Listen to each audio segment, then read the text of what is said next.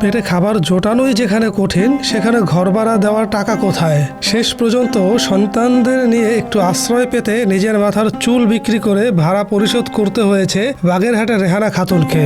এখন রেললাইনের পাশে খোলা আকাশের নিচেই দুই সন্তানকে নিয়ে কাটছে তার দিন রাত। বাগেরহাট প্রতিনিধি সাগর মণ্ডলের তথ্যচিত্রে ডেস্ক রিপোর্ট।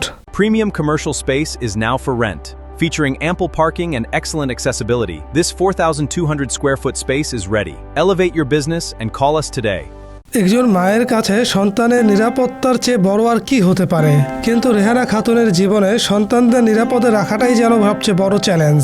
বাগেরহাটের রামপাল উপজেলার সন্তোষপুর গ্রামে রেললাইনের পাশে দুই সন্তানকে নিয়ে মানবেতর জীবন কাটাচ্ছেন তিনি। মাথার উপর নেই স্থায়ী কোনো ছাদ, নেই খাবারের নিশ্চয়তা। আমি সন্তোষপুর গ্রামে ভাড়া থাকতাম, সেখানে আমার মাথার চুল কেটে বিক্রি করে আমি ঘর ভাড়া দিচ্ছি এবং আমার ছেলে মেয়েদেরকে খাওয়াইছি। স্বামীর সাথে আমার সম্পর্ক না, আমার স্বামীকে আমি ছেড়ে দিচ্ছি গ্যাঞ্জাম বাঁধানোর পর। আমার কোনো জায়গা জমি নাই, আমার থাকার কোনো আমার স্থান নাই।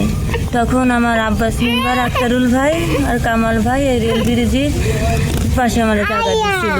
এক সময় ভাড়া করা একটি ঝুপড়ি ঘরেই দুই সন্তানকে নিয়ে থাকতেন রেহানা, কিন্তু কয়েক মাস ধরেই ভাড়া দিতে না পারায় সেই আশ্রয় হারাতে হয় তাকে।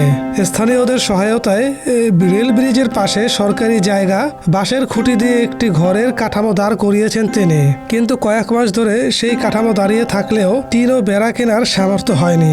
ফলে ঘরের কাঠামো থাকলেও সেখানে থাকার মতো কোনো পরিবেশ তৈরি হয়নি।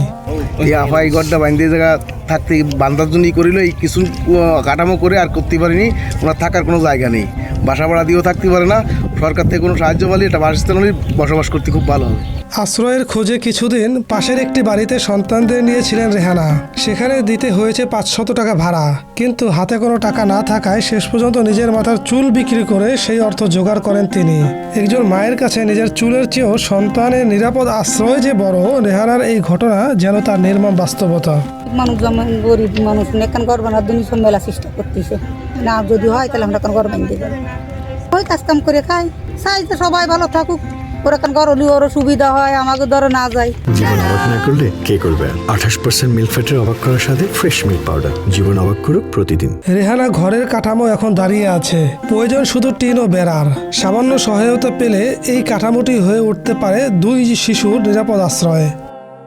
দাঁড়ে দাঁড়ে মানুষের কাছে আমি ভাতটা চাইতে যাচ্ছি, কিন্তু কোনো জায়গায় পাচ্ছি, কোনো জায়গায় আমি পাচ্ছি না। তখন আমি কি করব বলেন?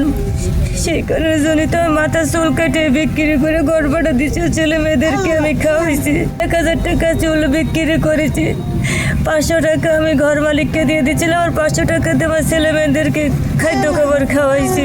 তারপর এখন আমি পথে পথে রেল পাশে ঘুরে বেড়াচ্ছি। এখন আমি আমার আপনারা যদি, আমি সরকারের কাছে আমি সাহায্য চাচ্ছি যে আমার এই ঘরখান যেন সে যেন একটু ঠিকঠাক করে দেয় আমার ছেলে মেয়েদেরকে।